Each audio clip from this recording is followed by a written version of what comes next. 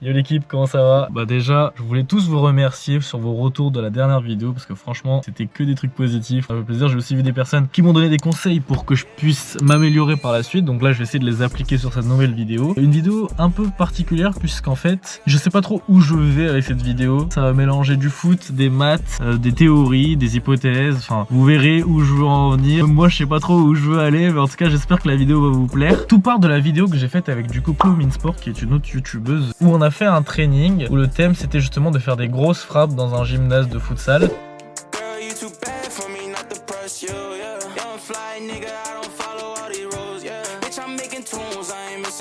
Lors de ces entraînements, j'ai pu sortir ceci.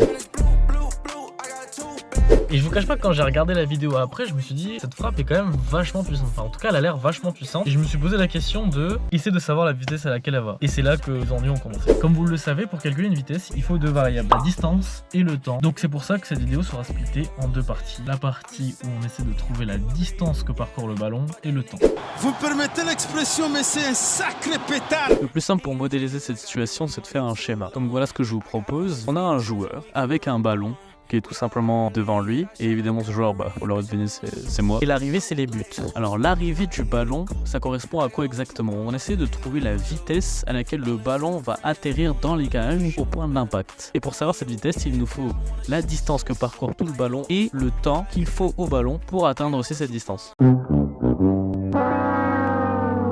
Vous me permettez l'expression, mais c'est un sacré pétard. Pour trouver la distance, on va se baser uniquement sur ce qui m'entoure dans le gymnase. Qui dit gymnase dit marquage au sol. Et qui dit marquage au sol dit qu'il y a des normes. On va exploiter ça pour trouver où je me situe et où se situe le ballon par rapport au cage. Au moment de l'impact du pied sur le ballon se situe précisément à cet endroit sur le gymnase. Une fois qu'on a ceci, on cherche à savoir maintenant où le ballon va atterrir. Selon le dernier plan de notre vidéo, on voit que le ballon atterrit ici. Une fois qu'on a le point de départ et le point d'arrivée, on va faire ce qu'on a appris au collège, c'est-à-dire le théorème de Pythagore. Comme là, on a un triangle rectangle. Donc en appliquant quelques règles de mathématiques et en mettant le tout à la racine carrée, on obtient une distance de 8,93 mètres.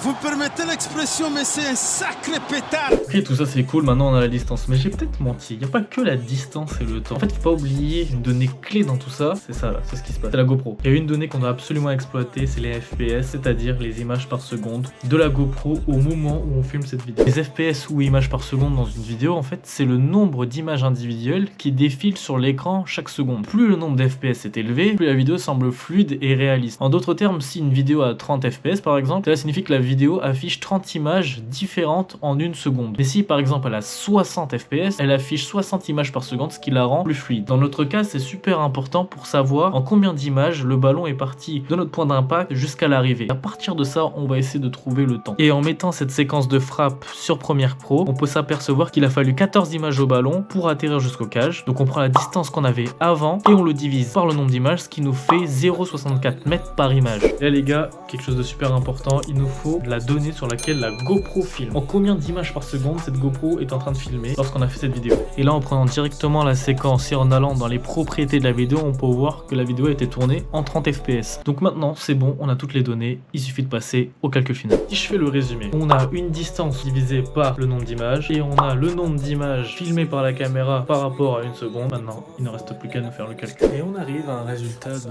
69,35 km/h. Maintenant qu'on a ce résultat, pour vérifier cette hypothèse, on va faire différents tests lors de 5 par exemple en condition de match où je peux mettre des frappes. Pour ça, j'ai acheté un capteur qui me permet de savoir toutes mes statistiques lors des matchs ou lors des entraînements. Et à partir des différents matchs que j'ai pu faire,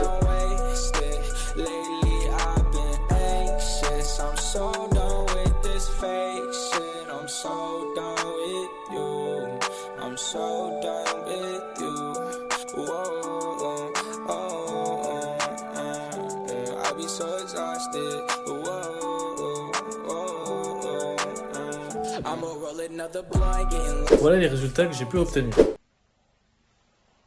Wow. On remarque bien que c'est des résultats cohérents par rapport au calcul qu'on a trouvé, donc l'hypothèse est confirmée, l'hypothèse est validée, donc ça montre bien que ma frappe était aux alentours de 70 km. Après vous me connaissez, 70 km/h pour moi, ça bloque un peu, je vous cache pas. Et donc, je vous demande dans les commentaires, que pensez-vous d'une vidéo où j'essaie d'atteindre les 100 km/h ou du moins j'essaie de dépasser les 100 km/h dans une frappe? Est-ce que ça vous intéresse? Est-ce que c'est une vidéo qui peut être intéressante pour vous? Si ça vous intéresse, dites-le en commentaire et moi, je vous laisse là-dessus. Piou.